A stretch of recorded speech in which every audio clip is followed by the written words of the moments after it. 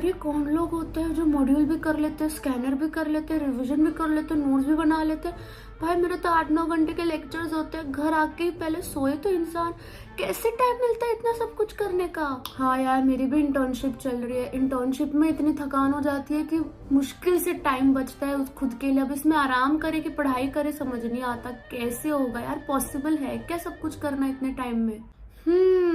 सो time management की issue हो रही है आप लोगों को गाइस। डोंट वरी, मैं हूं ना। आप एकदम सही वीडियो पर आए हो, because I know as a student गिन चुन के हार्डली 3 से 4 घंटे बचते हैं हमारे पास। अब उसमें इतना सब कुछ पढ़ना मुश्किल हो जाता है। But let me tell you one thing, it is possible, जो कि मैं आज के वीडियो में आपको बताने वाली हूँ। So yes friends, welcome back to my channel. This is Neha Patel and आज का वीडियो बहुत ही ज्यादा यूजफुल होने वाला है हर एक प्रोफेशनल स्टूडेंट के लिए, क्योंकि मैं ऐसी स्ट्रेटेजीज बताने वाली हूँ जिससे आप कोई भी चैप्टर मिनटों में रिवाइज कर सकते हो। लाइक लिटरली 5 मिनट्स में आप पूरा चैप्टर रिवाइज कर सकते हो और कम टाइम में आप कैसे क्वालिटेटिव पढ़ सकते हो, वो सारी चीजें आज मैं आपको बताने वाली हूँ। सो वीडियो को एंड तक देखना। बट गाइस, मैं वीडियो को स्टार्ट करूं उसके पहले मेरे पास आप लोगों के लिए एक इम्पॉर्टेंट अनाउंसमेंट है।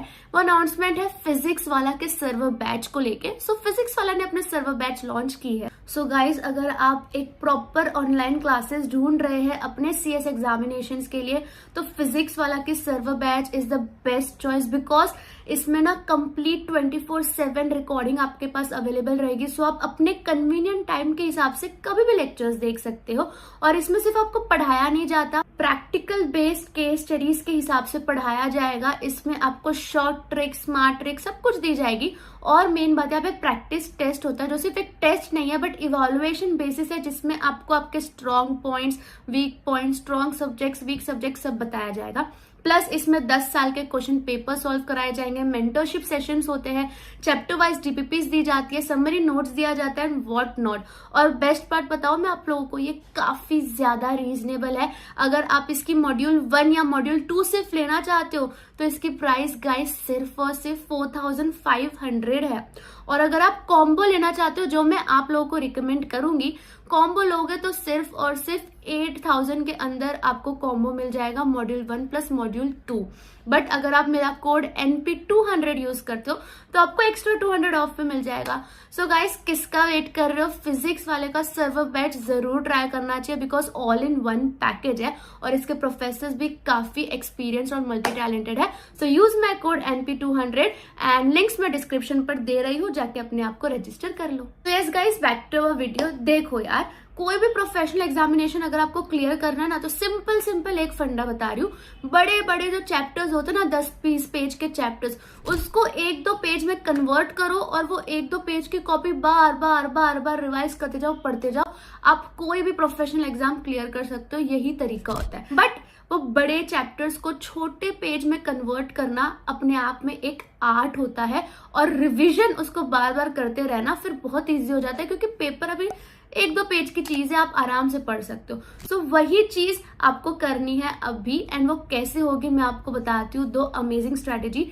Revision is the key. So सबसे पहले टाइम मैनेजमेंट में आता है नोट्स मेकिंग, जिससे आप बाद में जाके अपना टाइम बचा सको और फटफट रिवाइज कर सको।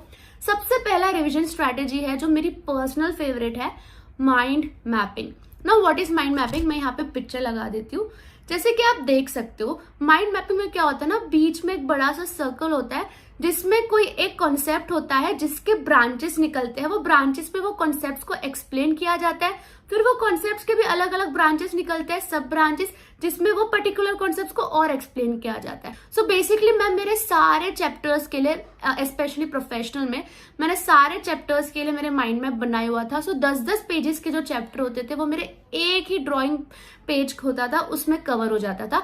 And it's very easy to make guide. For instance, अगर कोई एक चैप्टर है तो उस चैप्टर का नाम आपको बीच में लिखना है। उस चैप्टर के जो भी इंपॉर्टेंट कॉन्सेप्ट्स है उसको आपको ब्रांचेस में ऐसे बनाना है, अलग अलग सर्कल डाल के, एंड उस कॉन्सेप्ट्स को आगे एक्सप्लेन करना है फर्दर ब्रांचेस में। इसमें सिर्फ इंपॉर्टेंट कॉन्सेप्ट्स, मेन कॉन्सेप्ट्स और जो कॉम्प्लेक्स कॉन्सेप्ट्स है वही आएंगे, जिससे आपका पूरा चैप्टर बहुत एफिशिएंटली रिवाइज हो जाता है। सो फर्स्ट टेक्निक तो ये है। सेकेंड टेक्निक रिवीजन की है इंडेक्स मैपिंग। नाउ ये पर्टिकुलर स्ट्रैटेजी है वो सीएस के बच्चों के लिए बहुत यूजफुल है, क्योंकि अगर आप सीएस के मॉड्यूल्स देखोगे, मॉड्यूल का इंडेक्स देखोगे, तो इंडेक्स इतने बड़े बड़े होते हैं, लाइक एक एक पैराग्राफ, एक एक कॉन्सेप्ट का लाइन दिया होता है इंडेक्स में, जिससे आप बहुत अच्छे से इंडेक्स के सामने उस कॉन्सेप्ट को एक्सप्लेन कर सकते हो। मैंने यहाँ पे फोटो डाल रही हूँ इंडेक्स मैपिंग का। देखो, मैं इस तरीके से चैप्टर्स का इंडेक्स मैपिंग बनाया करती थी ना। आपको एक ही चैप्टर का इंडेक्स मैपिंग, माइंड मैपिंग ये सब करने की जरूरत नहीं है। कोई एक चैप्टर का अगर आपने माइंड मैप बना लिया है तो उसका इंडेक्स मैप बनाने की जरूरत नहीं है। अगर कोई एक चैप्टर का आपने इंडेक्स मैपिंग बना लिया तो उसका माइंड मैप बनाने का जरूरत नहीं है। इट्स अप टू यू, आप कौन से चैप्टर का इंडेक्स मैपिंग करना चाहते हो, कौन से चैप्टर का माइंड मैपिंग। अगर आप मेरे से पूछे तो एग्जीक्यूटिव में मैंने इंडेक्स मैपिंग की स्ट्रेटेजी फॉलो की थी, क्योंकि इंडेक्स काफी बड़े बड़े थे और मैं मॉड्यूल डेली रिवाइज करती थी, तो मैंने एग्जीक्यूटिव में वो किया था। प्रोफेशनल में मैंने माइंड मैपिंग की स्ट्रेटेजी यूज की थी, जिसमें काफी सारे केस स्टडीज प्रोफेशनल के मॉड्यूल्स में होते थे, तो वो एक एक केस स्टडी मैंने माइंड मैपिंग में बहुत अच्छे से यूटिलाइज कर ली थी। सो अगर ये दो स्ट्रैटेजी आप फॉलो करते हो तो ट्रस्ट में गाइस, पूरा चैप्टर 5 मिनट के अंदर आपका रिवाइज हो जाता है, और आप उसको बार बार रिवाइज करोगे तो आपका टाइम आप खुद ही कैलकुलेट कर लो कितना बच जाएगा। अब आप सोचोगे यार दी इसको बनाने में कितना टाइम जाएगा, बट ये वन टाइम इन्वेस्टमेंट है गाइस। आपको नोट्स कब बनाना है? वीकेंड्स पे बनाने, जब आपको क्लासेस की छुट्टी होती है। लाइक हमें सैटरडे संडे को क्लासेस की छुट्टी तो नहीं होती थी, बट सिर्फ 1-2 घंटे के ही क्लास होते थे, तो उस टाइम पर मैं सारे जो भी मैंने पढ़ाई की है उसके नोट्स बना लेती थी। सो आप इस तरीके से कर सकते हो कि आप हफ्ते में कोई भी 2 दिन स्पेसिफिकली दो जिसमें आपने जो भी पढ़ाई की है उसके नोट्स बना सको। Now coming to next part, which is आपके पास अब 3-4 घंटे ही बच रहे हैं। इसमें हम मॉड्यूल कैसे करें, स्कैनर कैसे करें, पास्ट पेपर्स कैसे करें, रिवीजन कैसे करें। देखो, एक सिंपल तरीका बताती हूँ। मैंने मेरे वीडियोस में आपको कहा है कि आपको डेली ये सारी चीजें करनी है, क्योंकि मैं करती थी, बट काफी सारे स्टूडेंट्स का मुझे डीएम आया कि दीदी हमारे तो क्लासेस ही 9-9 घंटे के होते हैं, या हमें एक एक दिन में 4-4 चैप्टर्स करा दिए जाते हैं, तो उसका हम मॉड्यूल कैसे करें।